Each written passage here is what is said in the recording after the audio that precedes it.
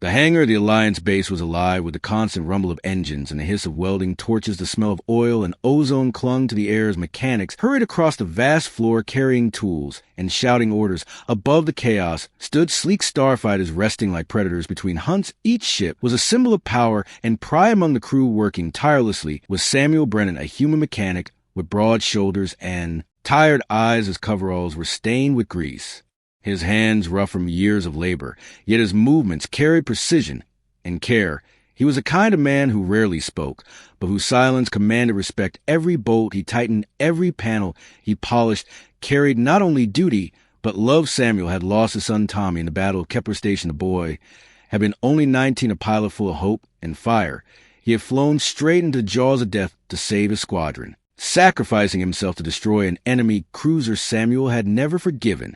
The universe had taken him, but he honored him every day by keeping the ships alive. The Alliance might not know his name, but every flight owed something to his hands. The hangar doors opened with a hiss of compressed air, and silence spread like a shadow. Across the floor walked an alien figure, tall and imposing. His skin was a faint shade of silver, his eyes like burning coals. His uniform gleamed with metals, and his stride radiated arrogance. This was Krillix, a pilot from the Zalari Dominion, known for their superiority and pride. He had been assigned to the Alliance as part of a cultural exchange, but he carried himself like a conqueror, not a guest. Krillix paused at the center of the hangar, letting his gaze sweep over the humans with disdain. When his eyes fell on Samuel bent over the engine of a fighter, he sneered loudly enough for all to hear. "Is this what passes for a mechanic in your primitive species? A bent old man playing with tools while real warriors prepare for battle?" After ripple among some of the younger soldiers, though it was nervous and uncertain. The other mechanics froze, caught between anger and fear. Samuel did not rise immediately. He tightened the last bolt on the panel with steady hands. Only then, standing to his full height, his face was lined with years and grief, but his eyes carried steel. He looked directly at Krillix and said nothing. The silence was heavier than words. The entire hangar watched Krillix, expecting him to growl or threaten. Instead, the alien pilot smirked and stepped closer, towering over Samuel. He raised his voice so the entire room could hear. "Machines built by children of dirt can hardly compare to Zalari craft. What honor can there be in serving as a slave to bolts and oil? Humans are useful only for sweeping the floors, not for touching the engines of greatness." Samuel still did not speak. He picked up his wrench and wiped it clean on a rag, his movements calm, measured, deliberate. He looked at Krillix with eyes that had seen his own child die for duty, and in that gaze the alien found something he did not expect, a quiet defiance, unshaken by insult. One of the younger pilots tried to intervene. "Sir, with respect, Samuel has served here for decades. He keeps our ships flying. Without him, we will be grounded." Krillix laughed harshly. "Decades of crawling in grease does not make a man worthy. It only makes him a relic. Humans cling to memories because they have nothing else at." That Samuel finally spoke. His voice was low, but it carried. "Across the hangar, I cling to memory because memory is what gives life meaning.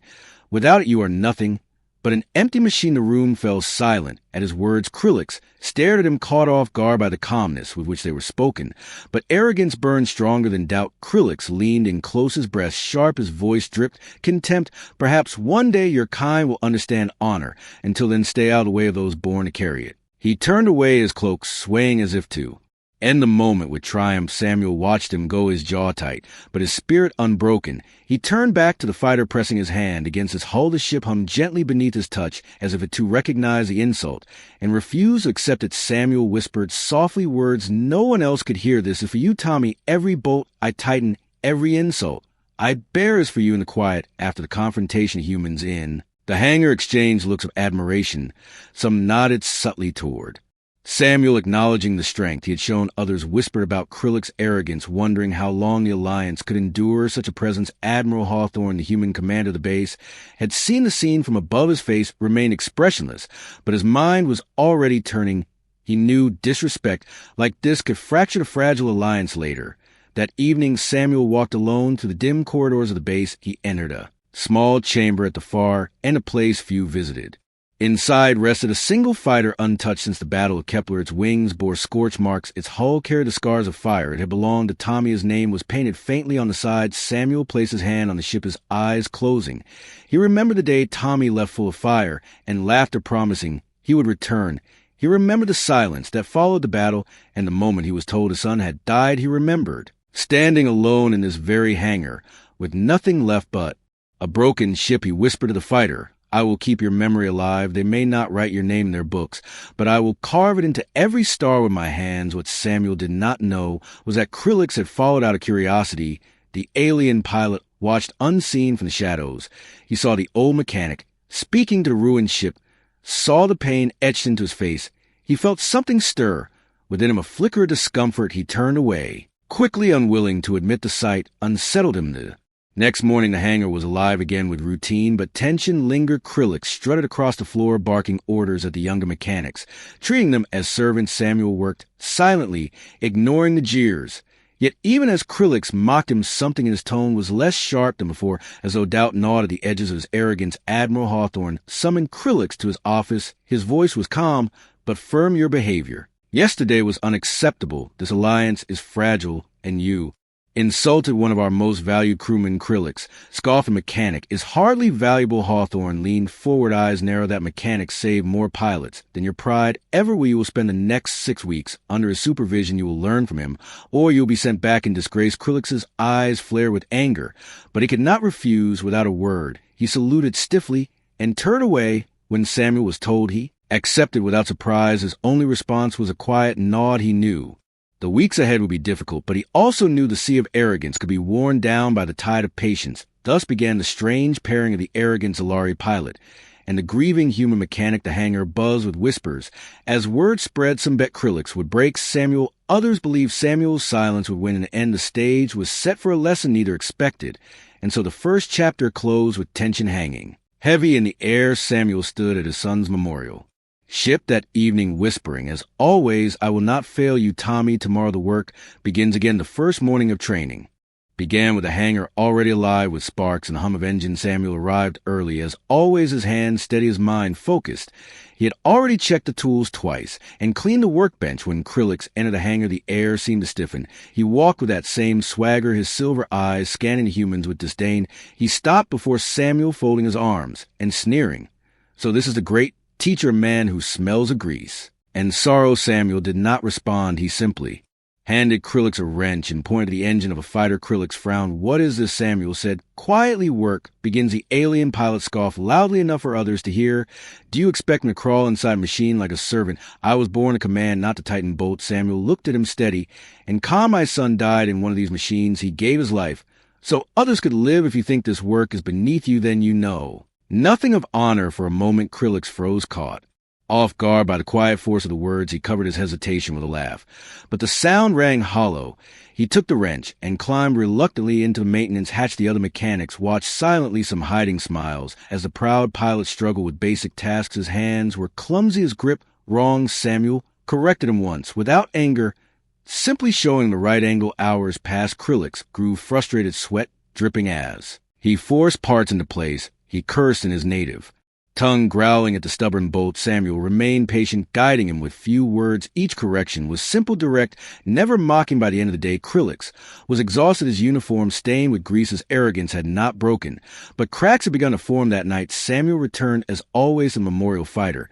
He placed his hand on the scarred hull, whispering, Tommy, another day gone. Your sacrifice still carries weight. Your memory still keeps me steady. Unseen, Krillix lingered in the shadows again, watching. He felt something stir, but he crushed it down, refusing to admit the old human's devotion. Unsettled in the second week, followed the same rhythm. Krillix mocking in the morning, silent by the evening. Samuel steady through it all. They worked side by side on engines, shields, and weapon systems. Krillix slowly began to understand the machines not as tools of glory, but as fragile vessels carrying lives. He still jeered, still rolled his eyes, but sometimes when he thought no one noticed. He studied Samuel's movements carefully. One afternoon, Krillix slammed his fist against a panel, shouting, this is pointless. I will never be a mechanic. Samuel turned to him calmly.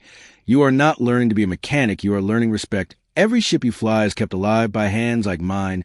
Without them, you are nothing but a corpse waiting for space. Samuel's words hit harder than he expected. Krillix fell silent for the rest of the day. By the third week, the base began to notice the change. Krillix was still proud, still sharp-tongued, but his insults grew fewer. His eyes lingered on Samuel longer. When the human touched the fighters with quiet reverence, he even asked a question.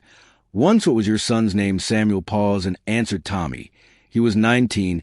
He died saving his squadron. Krillix had no reply. He simply returned to his work, but his hands moved slower, more thoughtful. The days stretched into weeks, and Krillix found himself waking earlier, drawn to the hangar not out of duty, but something he could not name. He began to stay late cleaning tools without being asked. He still carried arrogance like a cloak, but beneath it something new was taking root.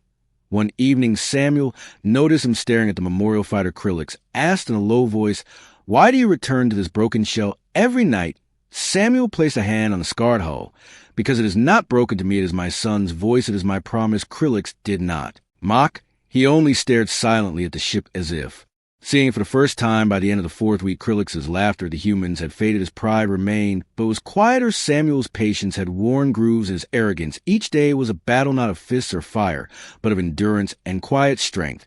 And though neither would admit it, both men were changing. The hangar whispered with rumors. The arrogant pilot was softening. The silent mechanic was teaching, not with words, but with presence. The younger soldiers watched with awe, some saying softly, "Perhaps this is what honor looks like." Samuel continued to speak to his son each night, his voice steady. "Tommy, I do not know if I am changing him, but I am trying. Your sacrifice deserves to echo, not fade. The stars must remember, and in the shadows." Krillix listened more often. Now the words of the human mechanic echoed in his chest against the fortress of his pride.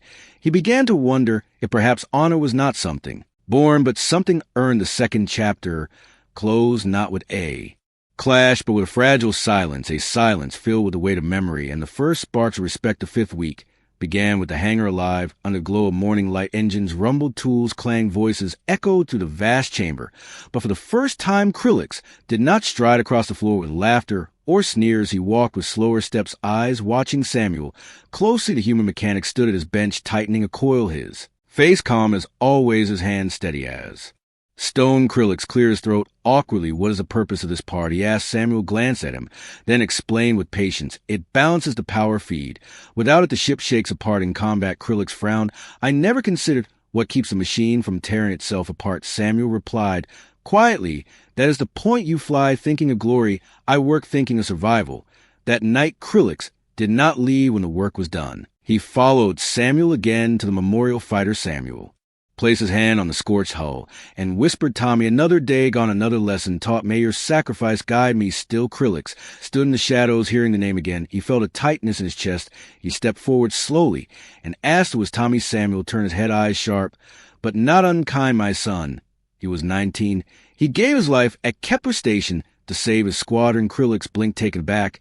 He had heard of the battle, but never the faces lost within it. He whispered softly, "That was you." Samuel nodded. He was mine. For a long moment, silence stretched heavy. Krillix shifted uneasily, then said, "In my culture, we do not speak of the dead. It is seen as weakness." Samuel answered firmly, "In mine, we keep their memory alive, because forgetting them would be the true weakness." Krillix looked away, ashamed for reasons he could not name. The next day, training was different. Samuel asked Krillix to climb inside the cramped cockpit of an old fighter. He explained every pilot should know the machine that carries him. Krillix grumbled, but obeyed. He struggled with the tight space, sweat dripping from his brow. Samuel guided him calmly, showing where wires connected, how panels fit, how energy flowed. Krillix began to see the fighter not as a tool for glory, but as a fragile home. He muttered reluctantly, "These machines are more delicate than I thought." Samuel nodded. "And every life inside them is more delicate still." Later that week, Krillix watched Samuel repair a fractured panel. His hands moved with reverence, as though touching something sacred. Krillix asked, "Why you treat these ships like living things?" Samuel replied, "Because they carry living souls." Krillix fell silent again, unable to argue. By the sixth week, the cracks in his pride widened. He began asking more questions about engineering, about human pilots, about battles past. One evening, he admitted quietly, "I used to believe humans were fragile, too fragile to matter." Samuel looked at him steadily, and now Krillix hesitated, then said, "I am beginning to think fragility is not weakness. Perhaps it is what makes sacrifice meaningful." That night, Samuel spoke longer of the memorial fighter. He told the story of Kepler Station in detail, how Tommy had led his squadron into impossible odds, how he had rammed his crippled fighter into an enemy cruiser to save his comrades. His voice shook, but his eyes stayed firm. Krillix listened, every word carving deep into him. When Samuel finished, he placed his hand on the hull, whispering, "Tommy, I will not let them forget." Krillix stepped forward, his voice low. "I mocked you, mock your kind, yet your son gave everything. While mine have given nothing, I see now the shame is mine, not yours." For the first time, Samuel turned fully to face him. His eyes softened. He said quietly, "It is not shame to be born proud, it is shame to stay proud when truth stands before you." Krillix lowered his head, a gesture rare for his people. "I understand the final week of training." Carried a new rhythm, Krillix no longer mocked, no longer sneered. He worked hard alongside Samuel. His hands grew. Steadier his movements, more precise the younger. Soldiers noticed and whispered in awe. The arrogant Zalari pilot is changing. He is learning from the old human mechanic. By the end of the week, Krillix approached the memorial fighter.